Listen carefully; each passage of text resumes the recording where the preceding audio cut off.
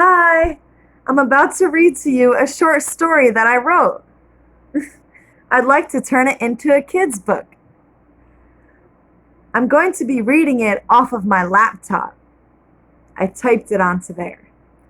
Rose was her name. She was named after her mother's favorite flower. Even though her name was Rose, she had never seen a rose before and really wanted to see one. Rose asked her mother, "Mommy, why did you name me Rose?" Her mommy said, "Because Rose is my favorite flower, and when you were born, your father brought in red roses, and immediately your cheeks turned red." "Mommy, that was so long ago that I don't remember what a rose looks like, besides the one that I see every day in the mirror. Do you think you could show me a real rose?" "Yes, daughter, I promise to take you to the park today where there are plenty of roses." "You promise?" asked Rose. "Yes, honey, I promise. Now go get ready," her mother said. "Oh, but Mommy, I am ready. Can we please just go now?" Rose asked. "But sweetie, you still have on your pajamas from last night. Why don't you go change into the new dress your grandmother brought you for your birthday?" "Okay, Mommy, I'll be right back." Rose ran to her room so fast that when she reached the door, she was out of breath. Rose stopped with her head looking down, hands on her knees, as she breathed heavily and loudly. "Whew! I need to catch my breath." And she did. She put on the dress her grandmother gave her for her birthday. She felt so pretty in it. This dress was light blue, covered with white flowers and yellow sunflowers.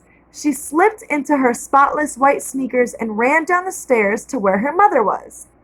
Mommy, I'm dressed. Now can we please go to the park so I can see the roses?" said Rose. "Wow, I've never seen you get dressed that quickly before. You must be really excited to see these roses. Let's go." They packed water bottles in the car to make sure to stay hydrated and don't pass out from the hot sun. Rose applied sunscreen on her face, legs, and arms to make sure that she is protected from the sun's powerful UV rays. Rose and her mother finally arrived at the park. It was a beautiful sunny day. The birds were chirping, the wind was calmly blowing, and the kids were laughing. Kids were flying kites with their parents and friends. Everybody looked so happy. As Rose and her mother walked towards the rose garden, Rose saw a bunch of baby ducks saying quack, quack, quack, quack. The yellow ducks waddled into the pond. Rose and her mommy followed the ducks to the pond and saw frogs sitting on lily pads, yelling, "Ribbit, ribbit, ribbit." Rose looked down at her feet and said, "Mommy, look, a turtle!" "Wow, honey, turtles are so cool and all, but let's go find that rose garden I promised I'd show you. I don't want you to think I forgot." Rose and her mommy walked on the bright green grass as they were surrounded by tall trees. People left crushed up nuts on the ground for the birds and squirrels to eat. A red cardinal flew right in front of them. "Whoa, Mommy, that bird was the color of my cheeks when I was born, right?" Her mother laughed and thought of how adorable her daughter is. "Yes, darling, your cheeks were red like a cardinal, an apple, a stop sign, and a fire truck too." "We are getting closer to the rose garden." Oh, really, Mommy? I'm so excited." "And I'm so excited for you, Rosie Pie." "Okay, sweetie, here we are. Welcome to the rose garden." "Wow, Mommy, these roses are so beautiful." "Yes, Rose, these roses are beautiful just like you. And not only are there red roses, but there are blue and white ones too."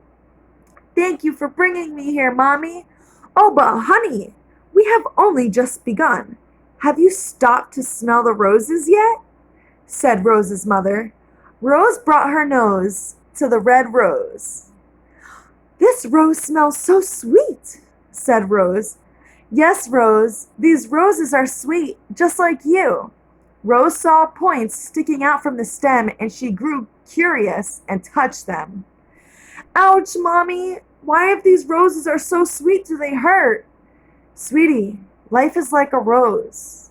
It's sweet and sometimes hurts, but is overall beautiful. The end. Or should I say, the beginning.